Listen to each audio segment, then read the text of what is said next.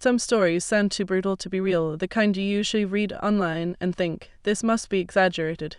But this one is mine. At 16, I was abandoned at Los Angeles International Airport with $200 in my pocket, while my own mother walked away with her new husband and his children. That moment could have destroyed me. Instead, it became the beginning of everything. Believe it or not, this really happened. My name is Hannah, and this is how the betrayal that nearly broke me revealed secrets I never expected it and changed my life forever. Before I tell you how I went from being left behind at gate 24 to finding my real family, let me go back to where it all began. My early memories with my mother, Patricia, were mostly happy. I remember weekend trips to Griffith Park, where she pushed me on the swings until my head spun with joy. On my 6th birthday, she baked a bright chocolate cake and decorated our tiny apartment with handmade paper garlands. We didn't have much, but we had each other, and that seemed like enough. Everything changed when I turned 8. I came home from school to find my parents sitting rigidly on opposite ends of our worn-out couch. The air was heavy with tension as they explained they were getting a divorce. Their explanation was minimal, the vague sometimes adults stop loving each other that left me with more questions than answers. That night I cried myself to sleep clutching a stuffed rabbit, while the muffled sound of their arguing seeped through my bedroom wall. My mother, Patricia, received primary custody, and my father, Marcus, quickly faded from my life. Weekends with him shrank from every other weekend to once a month, then to rare phone calls that grew shorter and more awkward each time. By the time I turned 10, he was little more than a name on my birth certificate and a fading memory. Life with a single parent wasn't easy.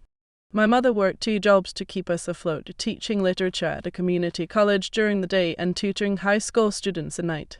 I grew used to microwave dinners and letting myself into the apartment with a key I wore on a string around my neck. Despite the financial struggles, there was a certain stability in our routine. I understood the rules, knew what was expected of me, and never doubted that I was the center of my mother's world. That's what made what happened later even more painful. When I turned 13, everything shifted again. My mother met Gregory Hayes at a faculty event where she was a guest lecturer. He was a wealthy owner of a chain of clinics who seemed captivated by her intellect, and he generously paid her for tutoring his colleagues' children. I still remember how she first mentioned him, her cheeks flushed as she described how he looked at her, as if she was someone special. Their romance moved at dizzying speed. Within 6 months, Gregory proposed with a diamond ring so large it looked absurdly out of place on my mother's hand. Before I had time to process the idea of having a stepfather, we were moving into his sprawling Malibu mansion complete with a pool, home theater, and more bathrooms than I could count. The house came with 3 other residents, Gregory's children from his previous marriage.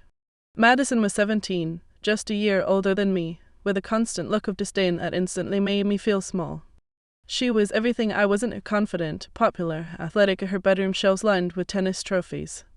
Ethan, at 13, was quiet and withdrawn, disappearing into his video games and barely acknowledging me. The youngest, Chloe, was 11 and initially the friendliest, though her warmth faded once we were all under the same roof. From the start, it was clear I didn't belong in this ready-made family. Gregory was polite but distant, saving his genuine smiles and affection for his own children. Family dinners became exercises in discomfort as Gregory and my mother discussed private schools, country club memberships, and vacation homes, topics from a world I had never been part of. When I spoke, my comments about school or books were met with polite nods before the conversation shifted back to Gregory's children and their latest achievements in tennis, debate club, or piano recitals. What hurt the most was watching my mother transform. The woman who once clipped coupons and hunted for sales now spoke fluently about designer brands and exclusive restaurants. She dyed her hair, whitened her teeth, and began referring to our old life as the hard years, laughing awkwardly when Gregory's friends were around. It felt like she was shedding her old skin, and with it, the parts of herself that were tied to me. I tried desperately to fit in with my new step-siblings. I offered to help Madison with math, praised Chloe's drawings, and asked Ethan about his games. At best, my attempts were met with cool politeness, at worst, outright rejection. One memory still stings, overhearing Madison on the phone telling her friends that her father's new wife had come with extra baggage, meaning me. As summer approached, Gregory announced a family vacation to Bali, 2 weeks at an exclusive resort with private villas and personal butlers. Despite the growing distance between me and my mother, I felt a surge of hope. Maybe this trip would be my chance to finally bond with my new family away from the pressures of school and daily life. But that hope quickly faded when my mother took her stepchildren shopping for new vacation clothes and left me out. When I asked why, she casually said I already had enough clothes even though most of mine were from before Gregory. In the end, I spent the money I had saved from babysitting to buy myself a modest one-piece swimsuit, a plain blue, paling next to Madison and Chloe's designer bikinis. A week before the trip, I overheard a chilling conversation between my mother and Gregory. They were in the bedroom with the door slightly ajar, unaware I was passing by. "What about arrangements for Hannah?" Gregory asked in a low voice. "It's all taken care of," my mother replied dismissively, making my stomach clench. "She won't be a problem." When I confronted her later, she waved off my concern with a breezy, "Just trip details, sweetheart, nothing to worry about." The morning of our departure was chaos. The house buzzed with excitement as suitcases were loaded into Gregory's luxury SUV. I noticed my passport wasn't among the stack of travel documents on the kitchen counter, but when I mentioned it, my mother muttered something about having it in her purse and rushed me along. Looking back, the signs were all there: how she avoided my eyes on the drive to the airport, how no one mentioned my seat when they argued over who would get the window, the fact that my suitcase was mysteriously smaller than the rest. But at 16, desperate to believe I was part of the family, I ignored every warning bell in my head. The international terminal at LAX was a chaotic maze of travelers with rolling suitcases and airline staff rushing by. Gregory led the group with practiced efficiency, my mother at his side clutching her designer bag. Madison, Ethan, and Chloe trailed behind, faces glowing with excitement. I lagged at the rear, dragging my small suitcase and struggling to keep up. At the check-in counter, Gregory handed over the passports and confirmation details. I noticed he gave the clerk 5 passports, not 6. A knot twisted in my stomach as boarding passes were handed out to everyone but me. "Excuse me," I said, stepping forward. "I think you forgot my boarding pass." The airline clerk frowned. "I only have 5 passengers listed for this reservation." Gregory cleared his throat. "Your mother needs to talk to you about this. We'll head through security." As the others walked off with the luggage cart, my mother gripped my elbow and pulled me into a quiet corner near a souvenir shop. Her face held an expression I had never seen before, a strange mix of detachment and faint irritation. I thought the worst had already happened, but as it turned out, this was only the beginning. From here, everything would unravel in ways that changed my life forever. The moment my mother pulled me aside from the check-in counter, a chill shot down my spine. Her face carried an expression I had never seen before, a strange mix of detachment and faint irritation. The words she spoke next shattered my world. "Plans have changed," she said flatly. "You're not going to Bali." Gregory decided the trip should just be for him, me, and his children, a chance to bond as a real family. When I protested that I was family too, she simply pressed $200 into my hand and told me to grab a taxi home. She didn't even have house keys with her, they were left with our neighbor, Assess Peterson. The way she shrugged when I begged her not to do this still haunts me. It was a gesture of complete indifference, as if she were discarding something she no longer needed. She gave me a quick, perfunctory kiss on the forehead and walked away toward Gregory and his kids, her heels clicking against the airport tiles.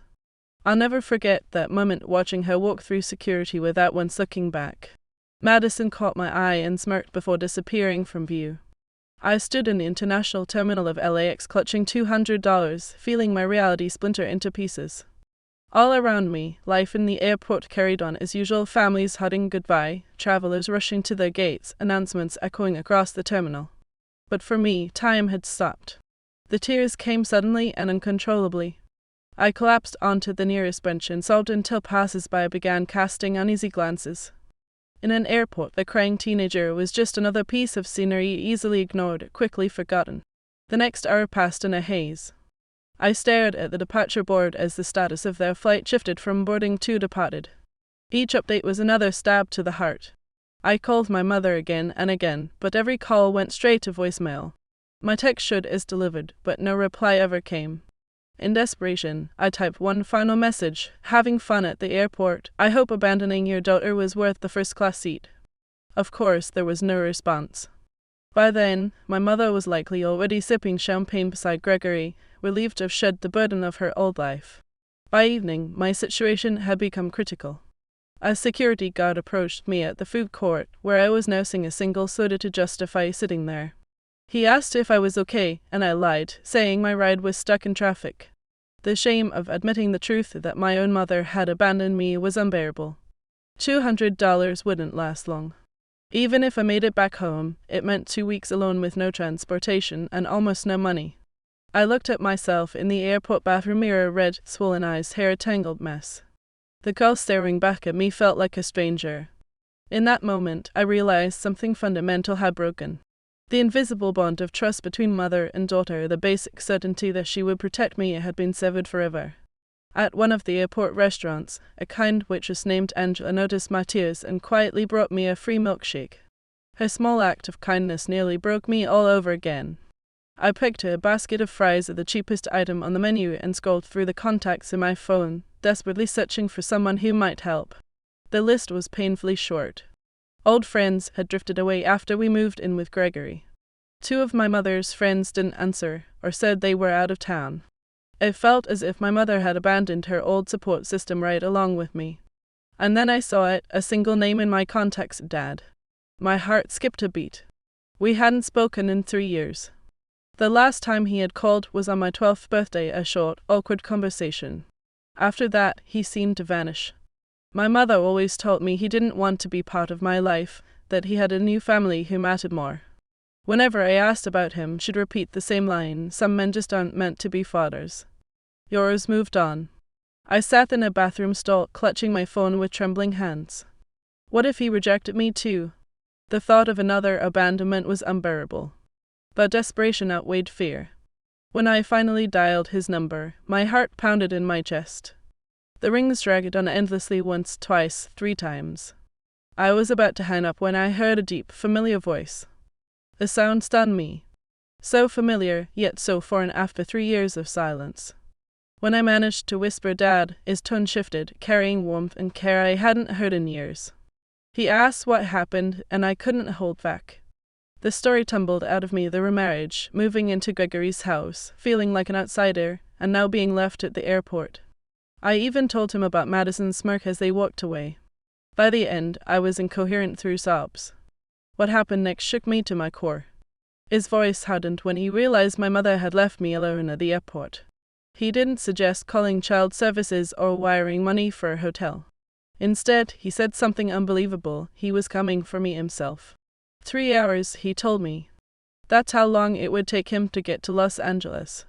He instructed me to find an airline service desk and promised he'd call ahead so someone could keep an eye on me. I could hardly believe it. The father I thought had forgotten me was dropping everything to come rescue me. It felt too good to be real. The airline staff were indeed expecting me. They were surprisingly kind, leading me to a private waiting area, bringing food and drinks. A manager quietly told me this happens more often than people realize, of parents changing plans and leaving kids to fend for themselves. Those 3 hours stretched like an eternity. I swung between hope and fear. What if he changed his mind? What if he came, but was angry at me for needing him? What if this was just another delayed rejection? My thoughts drifted to the few warm memories I had of him teaching me to ride a bike in Griffith Park, his steady hand on the seat as I wobbled, reading bedtime stories with different voices for each character, that Christmas morning when he built me a dollhouse from scratch, his face glowing with pride at my joy. If he loved me then, why had he disappeared?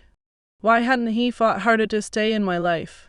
These questions gnawed at me as I waited. When my name finally came over the loudspeaker, my heart leapt into my throat. An airline staff member led me through a maze of corridors to the private flight section.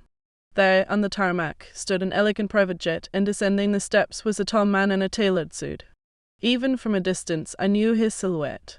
It was my father, but he looked nothing like the man in my memories. His dark hair now streaked with silver at the temples. He moved with the confidence of someone successful, a confidence I didn't recall from childhood. The tailored suit, the expensive watch, of things far beyond anything my mother had described. But when his eyes met mine, the same kindness I remembered was still there. We stood frozen, staring across the distance, neither of us sure who should move first. Years of separation hung between us like an invisible wall. Then he strode forward, closing the gap in seconds, stopping just to step away, uncertainty plain on his face.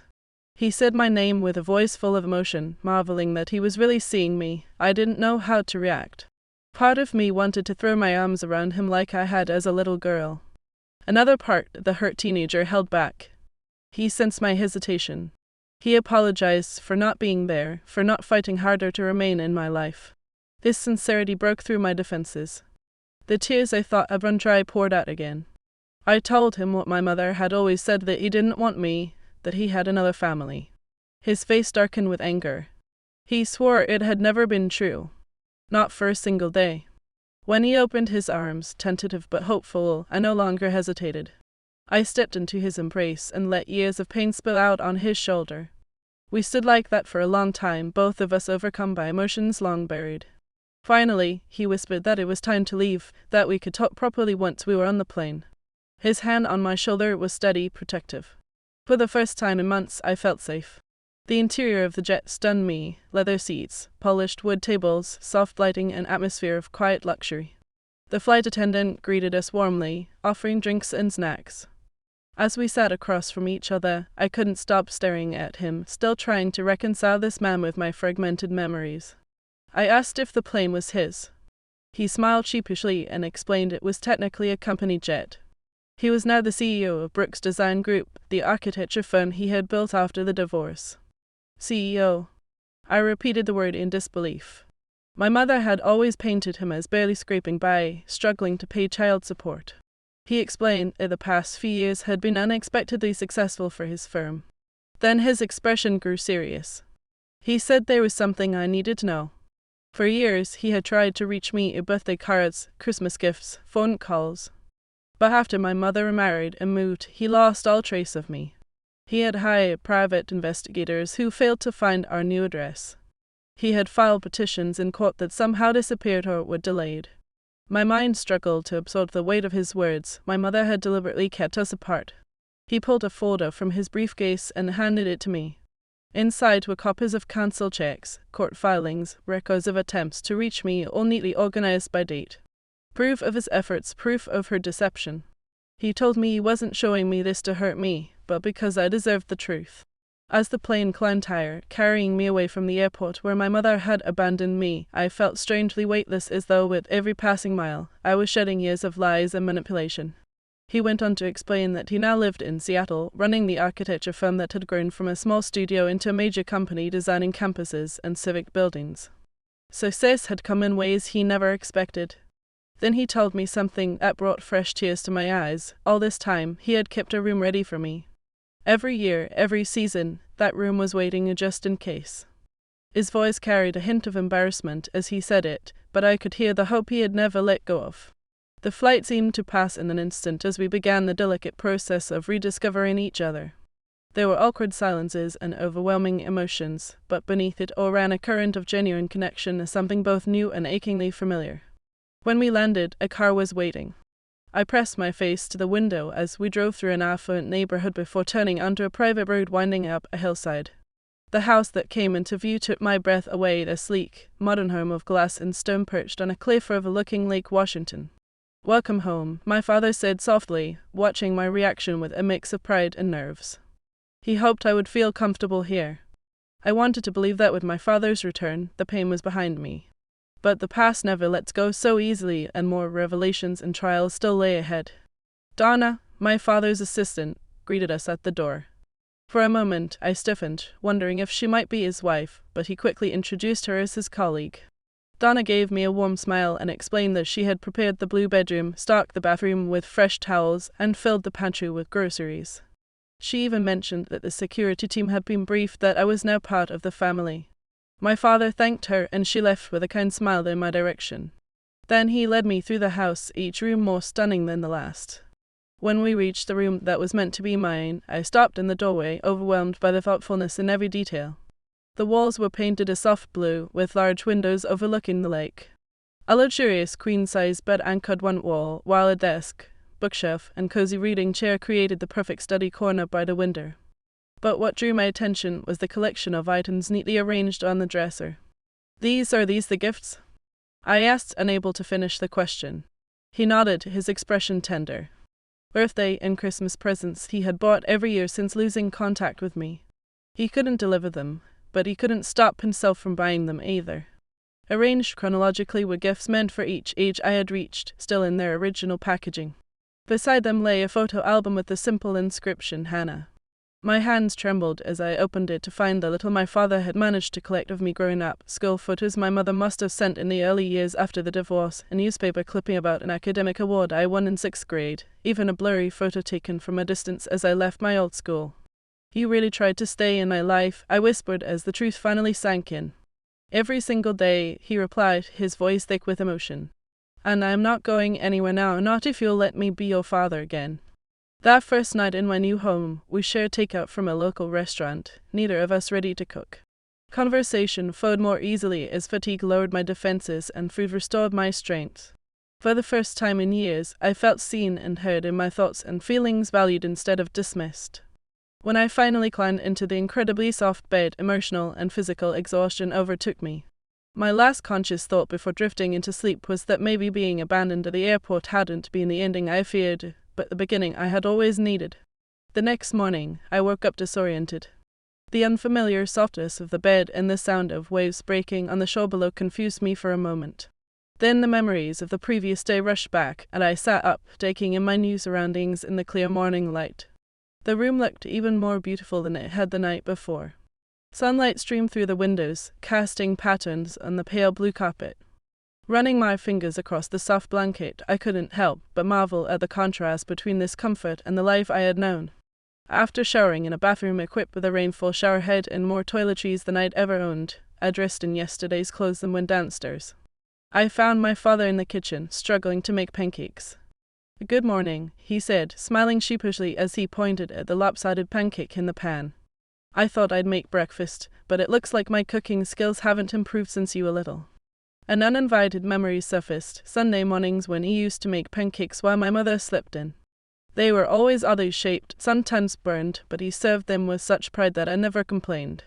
"I remember your pancakes," I said, sliding onto a stool at the kitchen island.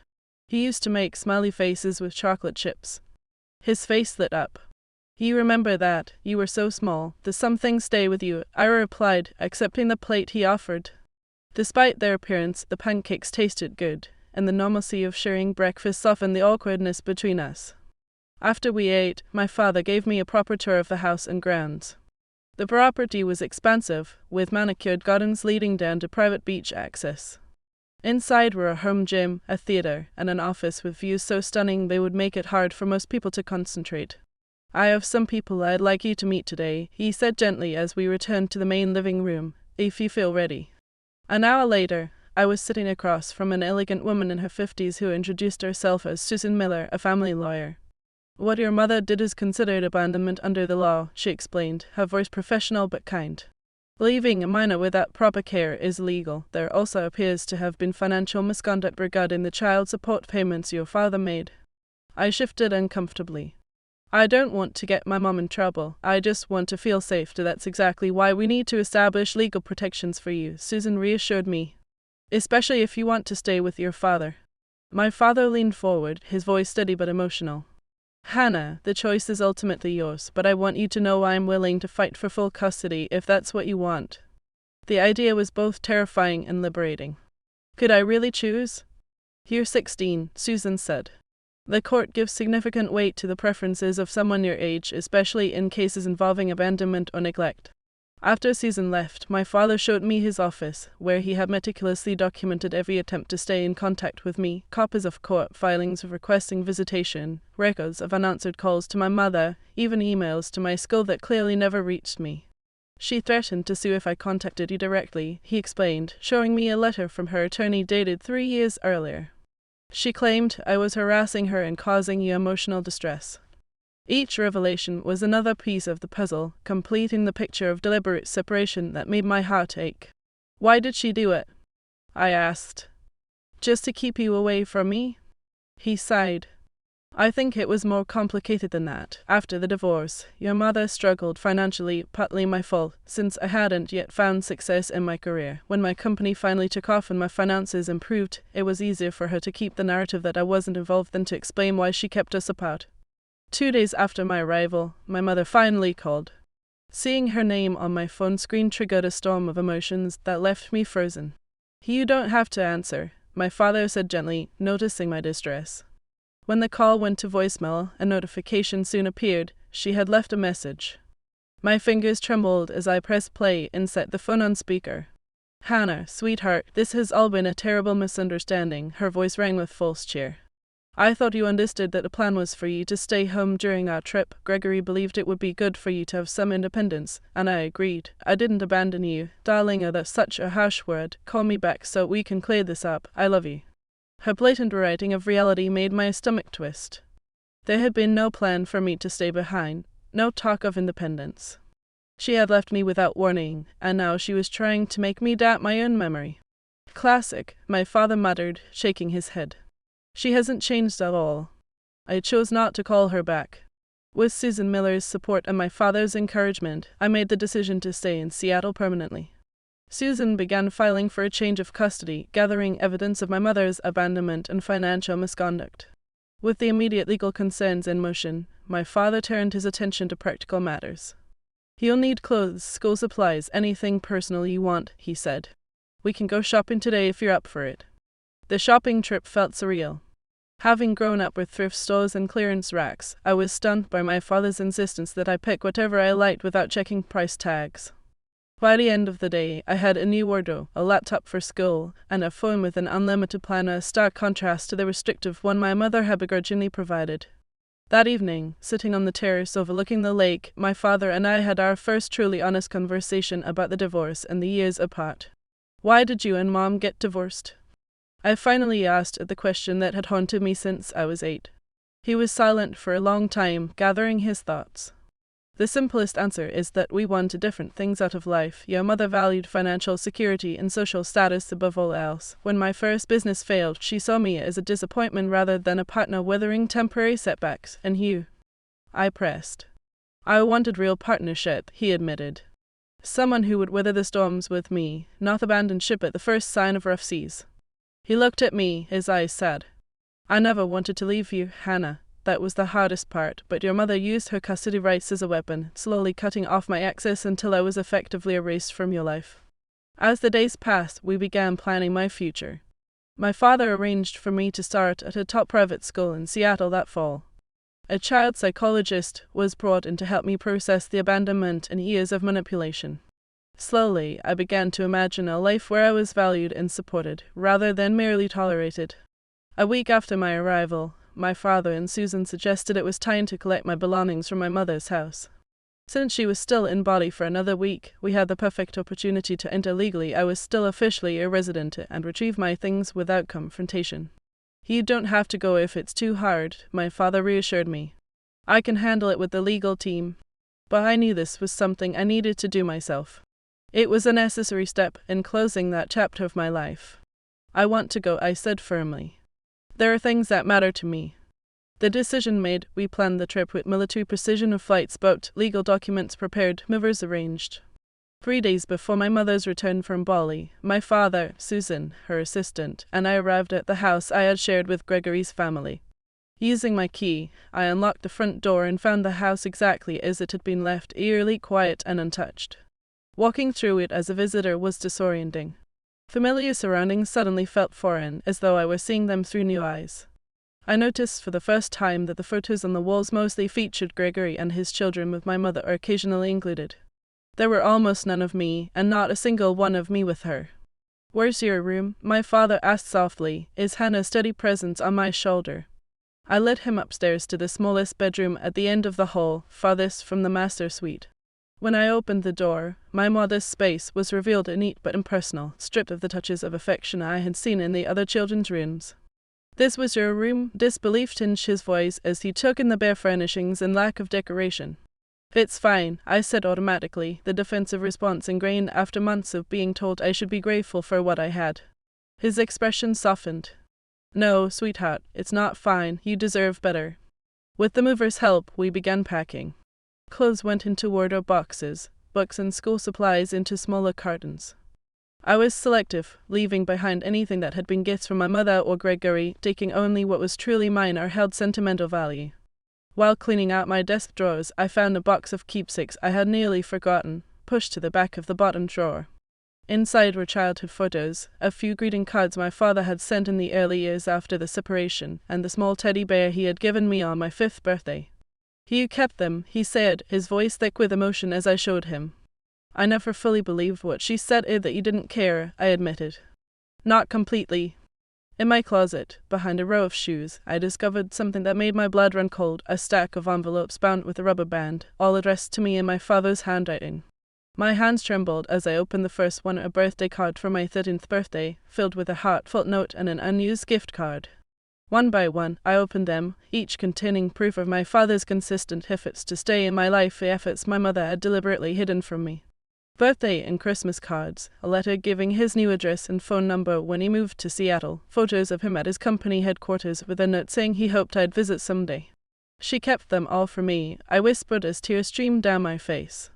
All this time, I thought he'd forgotten me. My father pulled me into a fierce embrace.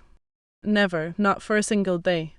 While the movers continued their work, I wandered into my mother's home office, driven by a need to understand why she had gone so far to separate us.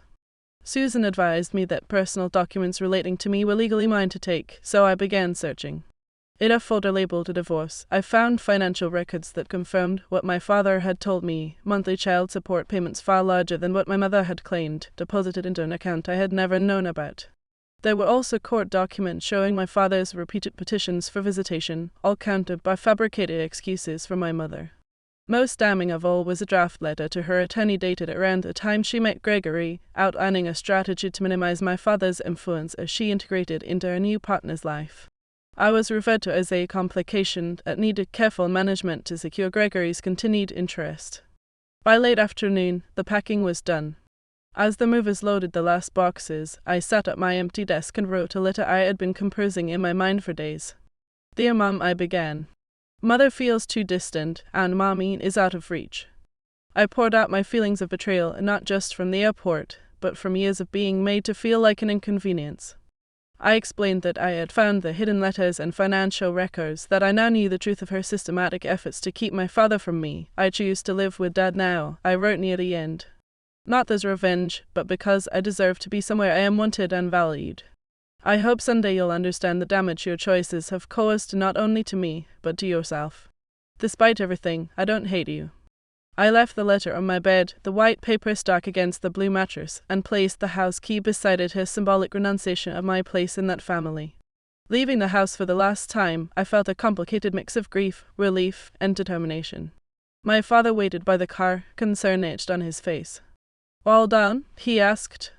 I nodded, unable to speak past the lump in my throat. He seemed to understand, opening the car door without another word. As we drove away, I didn't look back. I kept my eyes on the road ahead toward a future I was finally free to create. My mother returned from Bali 3 days later. Within hours, my phone lit up with a barrage of increasingly desperate messages. "Where are you? Why is your room empty? Call me immediately. Hannah, this isn't funny. Come home right now. I just spoke with your father's lawyer. How could you do this to me after everything I've done for you? Please come home, sweetheart. We can work this out. I miss you." The messages cycled through anger, manipulation, and false remorse in a predictable loop. I showed them to my father and Susan, who advised me not to respond until the legal process advanced further. A week after her return, my mother appeared unannounced at my father's house, somehow having obtained the address. The security system alerted us to her presence at the gate, her luxury SUV visible on the monitor as she repeatedly pressed the intercom. "You don't have to see her," my father assured me. "We can ask security to turn her away." But I knew this confrontation was inevitable and maybe even necessary.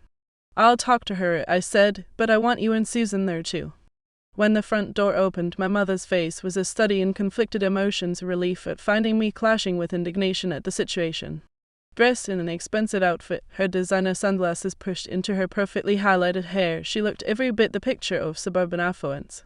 "Hannah, thank God," she exclaimed, stepping forward as if to embrace me. I instinctively stepped back, and her arms dropped to her sides.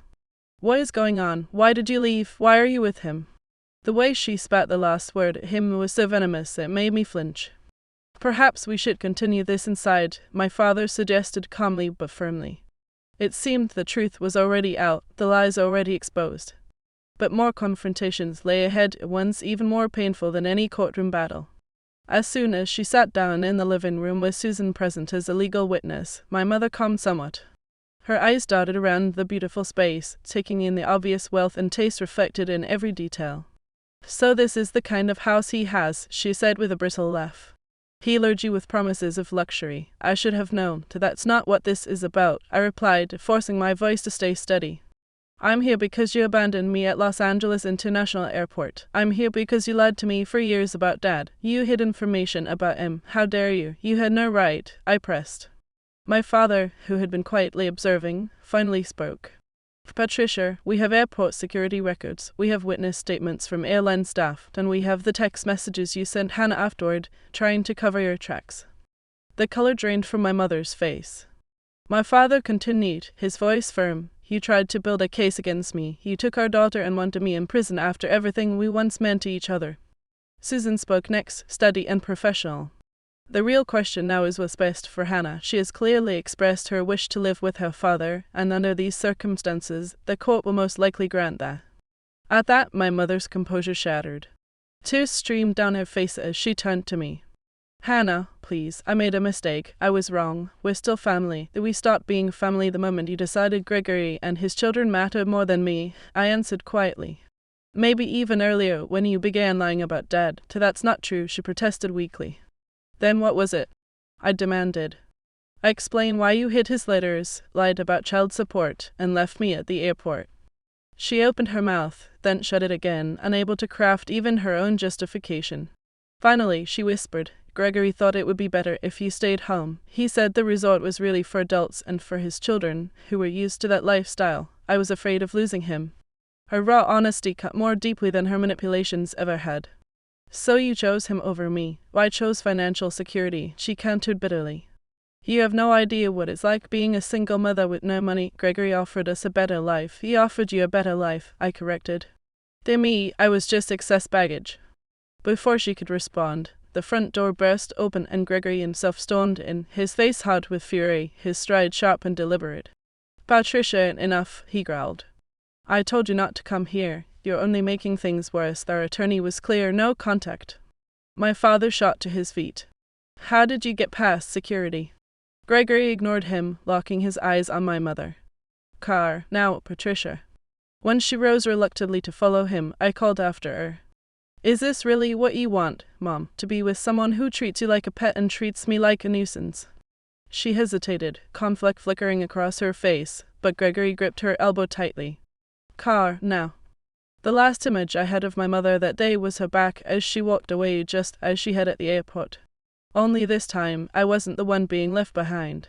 In the aftermath of the confrontation, my father's legal team filed for a restraining order after Gregory tried to breach the property again the following day. The court granted the order, along with a temporary custody agreement pending a full hearing.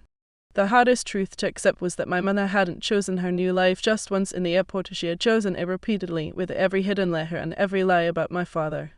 The girl who once believed she was the center of her mother's universe now had to face the painful reality that she had always been, at best, an afterthought. The months that followed were difficult, but they became a turning point. I learned to live with my father anew, adjusting to new rules, building boundaries, and slowly learning to trust that his presence was no longer temporary. I began seeing Dr. Margaret Collins, a therapist specializing in adolescent trauma and parental abandonment. Each session became a safe harbor where I could finally give names to what I had endured: my mother's betrayal, years of manipulation, and the breaking of trust. "What you're feeling is absolutely normal," Dr. Collins assured me during one especially hard session. "Anger, grief, relief, guilt, they can all coexist. Healing is not linear." With her guidance, I came to understand that my mother's actions reflected her brokenness, not my worth. That realization didn't excuse what she had done, but it allowed me to carry the weight with less self-blame. "Whole people don't abandon their children," Dr. Collins explained. "Your mother's choices speak to her limitations, not yours." My father enrolled me at Bayview Academy, one of Seattle's top private schools, for my junior year. The transition was both thrilling and terrifying. After months of being an outsider in Gregory's house, I approached new connections with caution. To my surprise, I began making friends. Zoe and Aiden, twins who shared my love for literature, welcomed me into their circle with such warmth that it seemed almost too good to be true at first. Haley, a gifted artist, noticed my tentative sketches and offered to teach me proper techniques during lunch breaks. Slowly, I let my guard down. I allowed glimpses of my real self to show through, and with each step, I realized something life-changing. Not everyone carried hidden motives. That revelation startled me as much as it freed me. Building a relationship with my father was like a delicate dance of rediscovery. We were learning who we were now while reconciling the memories of who we had once been. Sometimes the past and present aligned perfectly, like the night he remembered my childhood love of stargazing and set up a telescope on the terrace. 6 months after I moved in, the court granted my father full legal custody. My mother, represented by an expensive attorney funded by Gregory, initially fought the decision, but eventually accepted the arrangement once Susan presented overwhelming evidence of abandonment and financial misconduct. The judge set the structured visitation schedule to begin only after I completed a certain number of joint therapy sessions with my mother. I thought it was more grace than she deserved, but my father gently reminded me that maintaining some form of connection might be important for my long-term emotional health. You can be angry with her, even hate what she did, without cutting her off entirely, he advised. But the choice is yours. I'll support whatever decision you make. I agreed to joint therapy, though the first sessions were agonizing. My mother wavered between tearful apologies and subtle attempts to justify herself. Her narrative shifted from outright denial of abandonment to framing it as a misguided attempt to please Gregory, as if that made it less harmful. I just wanted us to be secure, she repeated often. I was terrified of being alone, of being broken, so he made sure I was the one left alone at the airport, I counted during one especially tense session. Over time, I established firm boundaries with my mother. I would never return to living with her, no matter her promises or emotional pleas. I would not pretend the past hadn't happened to ease her guilt. I refused to let her rewrite our story to soothe her conscience. Those terms were non-negotiable, and slowly she seemed to accept them. Our relationship evolved into something polite, if not close, built on cautious honesty rather than the false harmony she would have preferred. The first holiday season with my father and his extended family, grandparents and cousins I barely remembered, it was a revelation. The genuine warmth and inclusion I experienced stood in stark contrast to the performative dinners at Gregory's house, where I always felt like an unwanted guest. My paternal grandmother, a lively woman in her 70s, pulled me aside during Christmas dinner. "You've got your father's determination," she said with affection shining in her wrinkled eyes. "And his heart, but that spark, that fire when you talk about the things you care about, that's all your own." High school graduation came 3 years later. My father beamed with pride as I delivered the valedictory speech. My mother sat awkwardly a few rows behind him, our relationship by then reduced to polite acknowledgement rather than closeness. College took me to the East Coast, where I majored in psychology with a focus on family law. Distance from both parents allowed me to define myself beyond the dynamics of their divorce and the drama of my teenage years. I discovered passions and strengths I might never have recognized had my life followed its original course. In my junior year, I interned at a nonprofit supporting children of divorce, using my own experiences to help others navigate similar challenges. That work eventually shaped my career path, developing programs for family courts to better prioritize children's needs during custody proceedings. The journey to forgiveness was long and uneven. Some days, the memory of my mother's careless shrug at the airport still stole my breath.